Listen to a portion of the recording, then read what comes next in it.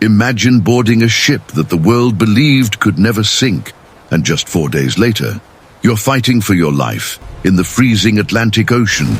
This is the true story of Titanic, April 10th, 1912.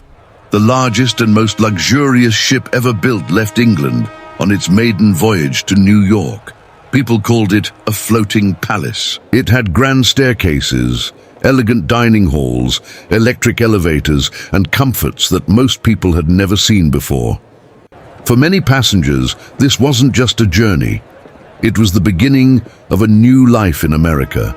More than 2,200 people stepped aboard with dreams, hopes, and excitement, and nobody knew that many of them would never see land again. As Titanic crossed the Atlantic, everything seemed perfect. The sea was calm, the weather was clear. Passengers enjoyed parties, music, and fine dining. It felt like nothing could possibly go wrong.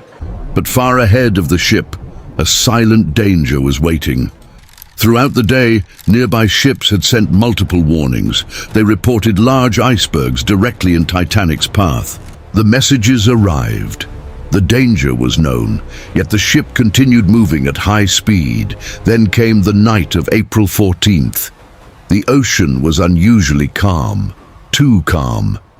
Without waves breaking around them, icebergs became harder to spot.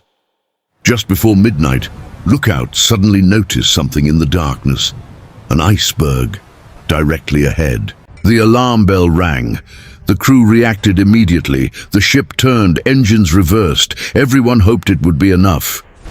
But it wasn't. The iceberg scraped along the side of Titanic. At first, many passengers barely felt anything. Some didn't even realize a collision had happened. But below deck, a disaster was already unfolding. Water was rushing into multiple compartments, and the ship's designers had never planned for this much damage. That's when the terrifying truth became clear. Titanic wasn't unsinkable. It was dying. Slowly, crew members began preparing lifeboats. But there was another problem.